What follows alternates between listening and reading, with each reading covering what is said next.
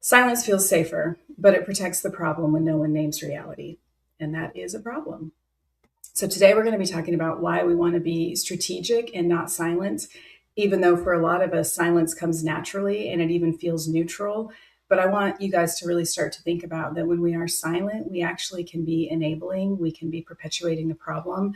So instead, I want you guys to be really strategic in what you say and why you say it. I'm a firm believer in we can say almost anything as family members.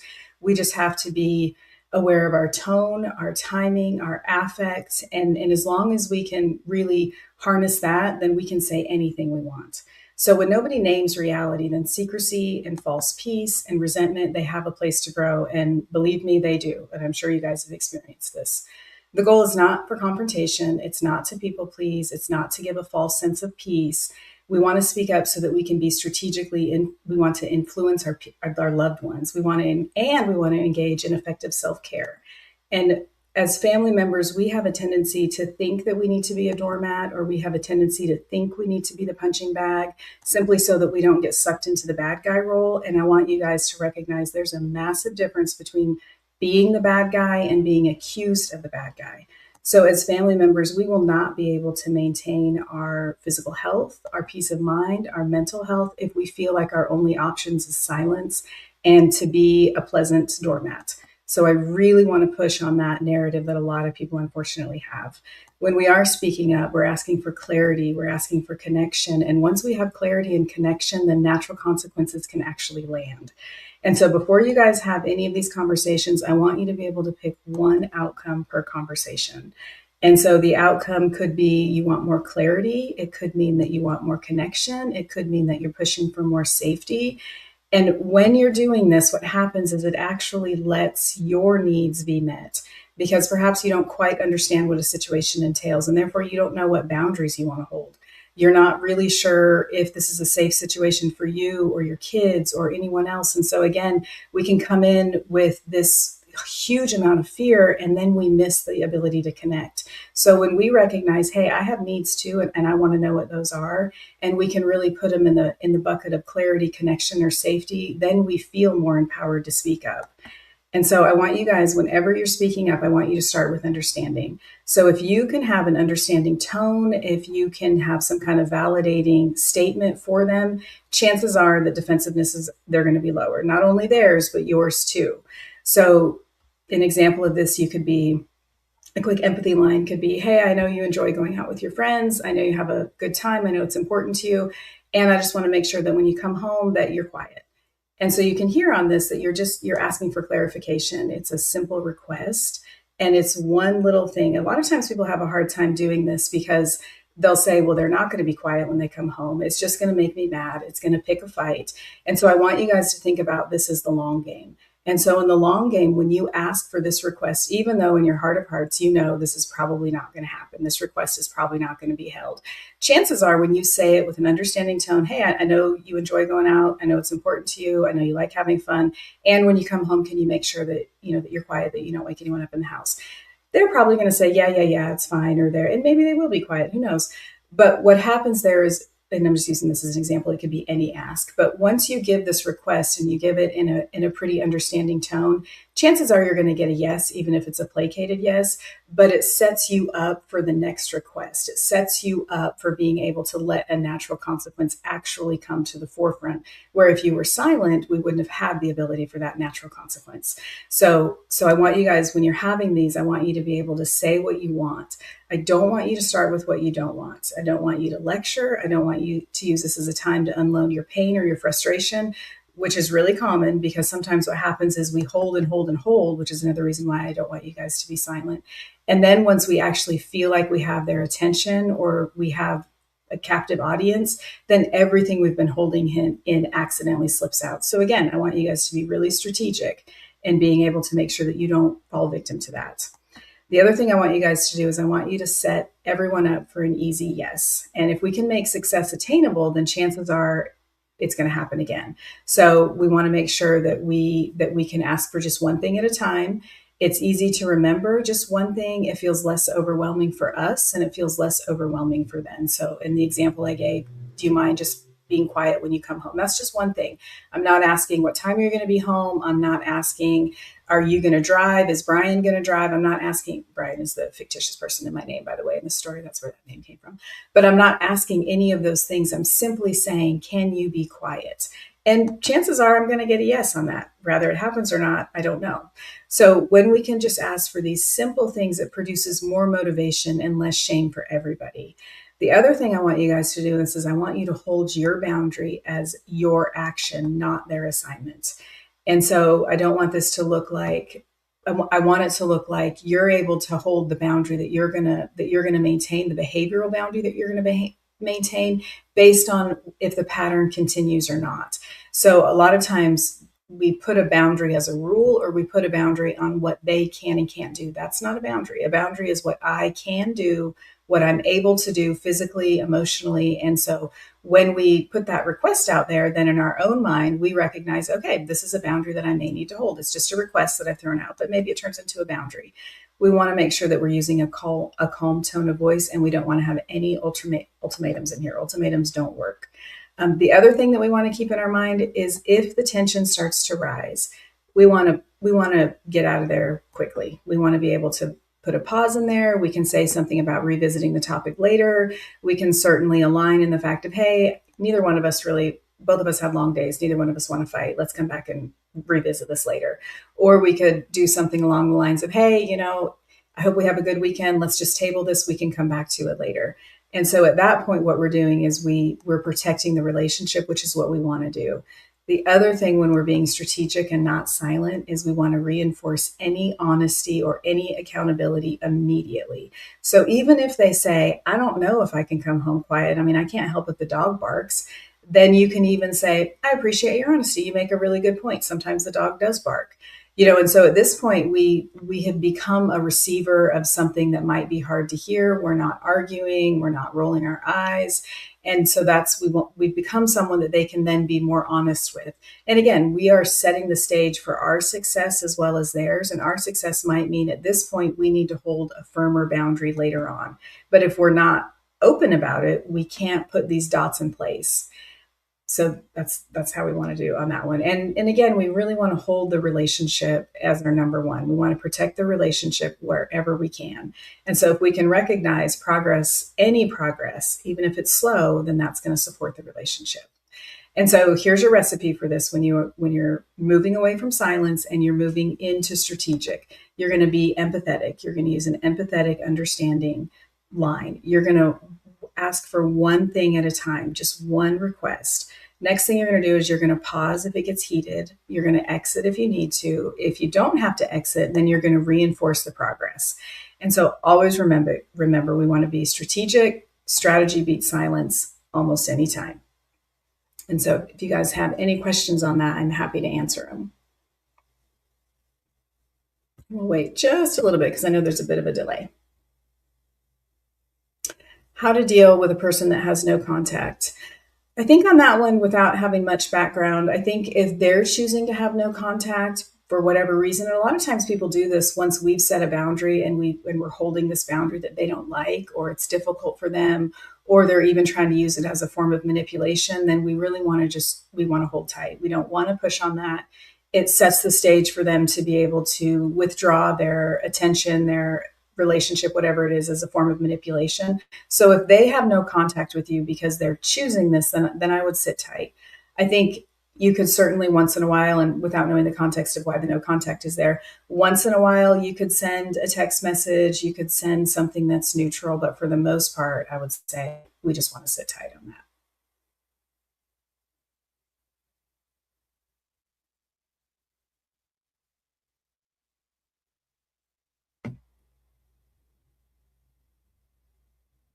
Do you have any more questions, Bree? Are we just waiting? Okay. We'll wait a little longer.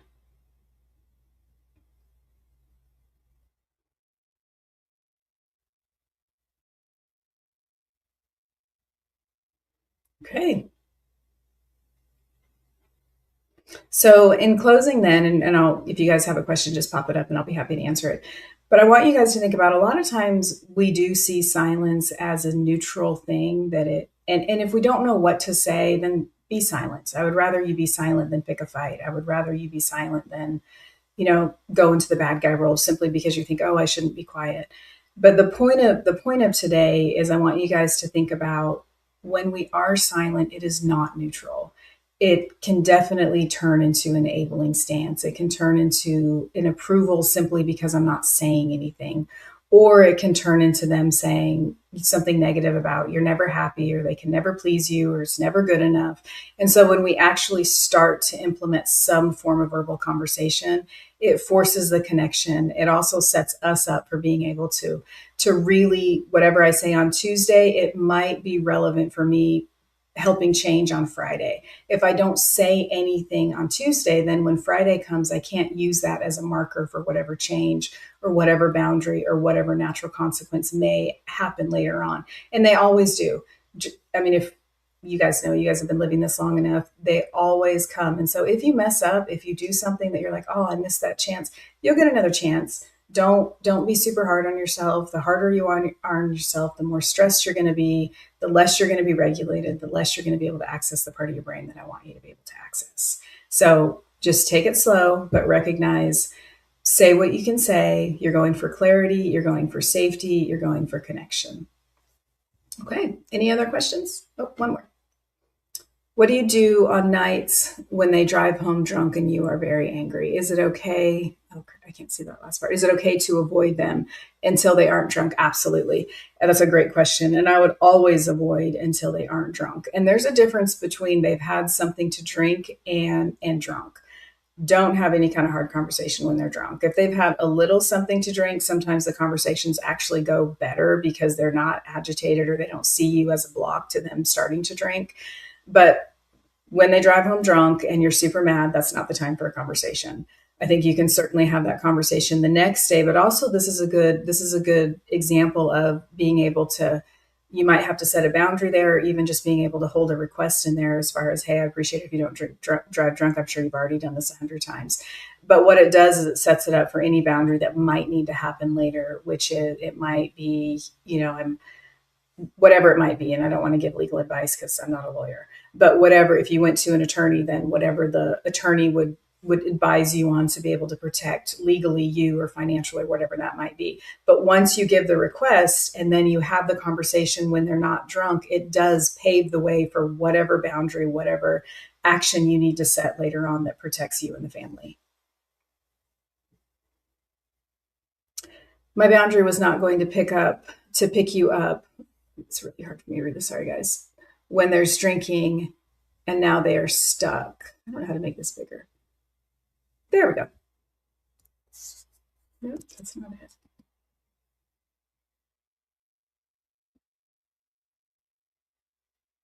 Sorry, Brie, I don't know how to make that bigger.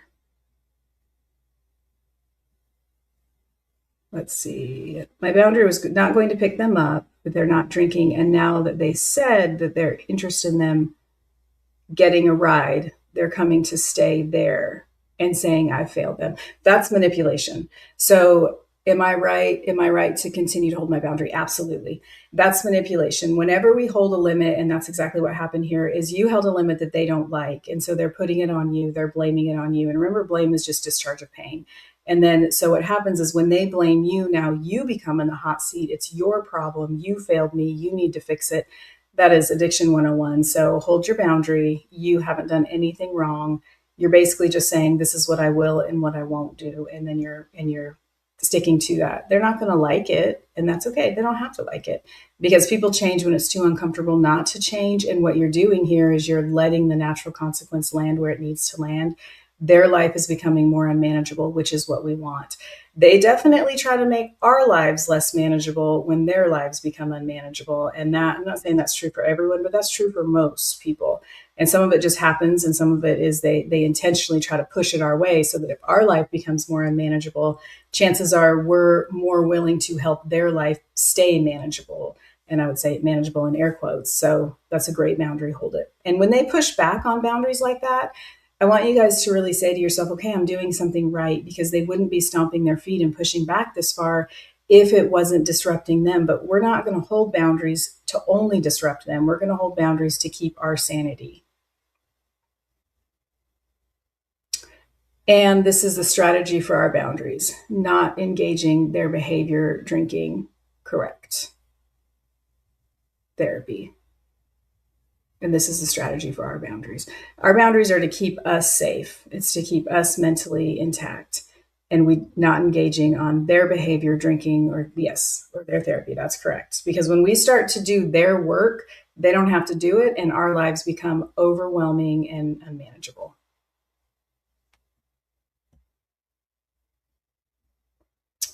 So let's see. We have been silent, but now we need to ask for our adult daughter to admit she is an alcoholic. Is there hope for the 16th detox now? Advice, that's hard. Um, I would say, I mean, I think there's always hope, but I also think that what we want to do is we want to look at, is she asking for it? Is she showing desperation? Is because really when they're showing desperation, when they're showing a need, then chances are we're gonna get a better outcome. But at the same time, being able to say, as parents, you guys can do what you need to do. And so if in your own hearts you're saying, I can't not do something, then by all means do it. But I think what we're looking for is if she's not showing that desperation, if she's not showing anything where she's needing to change and you don't have to push for detox yet, then I would wait until she is showing some form of desperation. But again, every situation is different and safety always comes first. She's also refused treatment, AA, etc. Very defiant 35-year-old. Okay. Yeah. So it doesn't sound to me. I mean, I think if she's being forced into it, chances are you're probably not going to get that good of an outcome 16 times later. But again, you're going to want to listen to that, to any kind of desperation that she might have.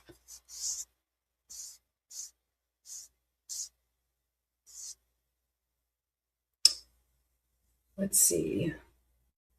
Do you think these strategies could also work for loved ones with process addiction? Absolutely. Such as sex addiction, gambling addiction? Yes, absolutely. With addiction, with a process addiction, it the chemicals are somewhat different, but the part of the brain that it affects is very, very similar, and some of it is 100% of an overlap. So yes, I would say, and even if we're not dealing with someone with an addiction, it's just a problematic behavior that hasn't quite turned into an addiction. This still works. If they quit drinking and they aren't going to do any kind of therapy or counseling, is that something that they should do? People can get sober in lots of different ways. They can go into recovery in lots of different ways. They can't do it in a vacuum. And so if they quit drinking and they aren't going to do any kind of therapy or counseling or any of that, as long as they connect themselves to something, it can be physical activity, it can be self-help, it can be lots of different ways. But as far as like, I'm just going to quit drinking and nothing else in my life is going to change, that's not going to be, you're not going to see much success there. And I think as far as what they should do is they should definitely look at ways that they can improve their life and ways that they can get more serotonin and oxytocin, which are going to be how they stay sober. Recovery offers those things, as far as traditional recovery. So I think they should do something to make their life more full.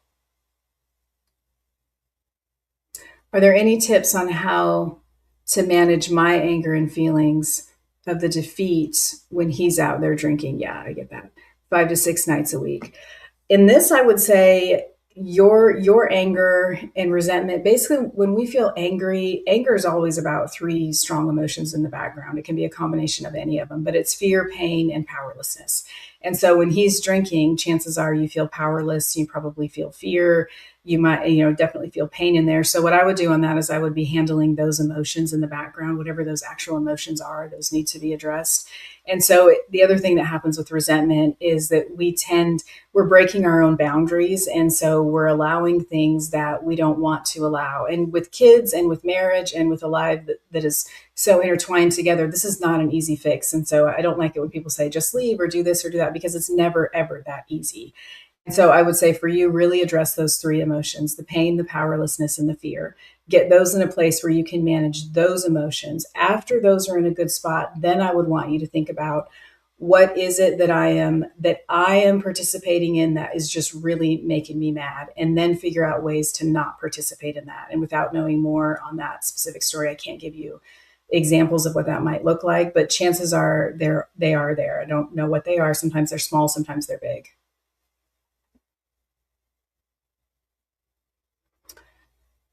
He quit drinking when I am fighting cancer, not because he had a wake up moment. How do I bring that up? I think if he's not drinking, if he's still not drinking, then I don't think that I wouldn't bring it up. If we have a big period of time of sobriety or recovery, then I think you can go back and bring that up. But if it's relatively new, and by new I mean within the last couple months, and he's not drinking, I would acknowledge that he's not drinking. I would acknowledge what's good about the relationship or what's different. If he's not drinking, but the behaviors are still there, he's just basically the same person and everything's the same. There's just not alcohol, so they're still blaming, and things are just not pleasant. Then I would bring up the behavior that's not pleasant. I would just say, hey, I appreciate the fact that some things have shifted, and this and this and this is still really hard. And so I would address the difficulty. Okay. Well, I hope that you guys enjoy the rest of your week, and we'll see you later.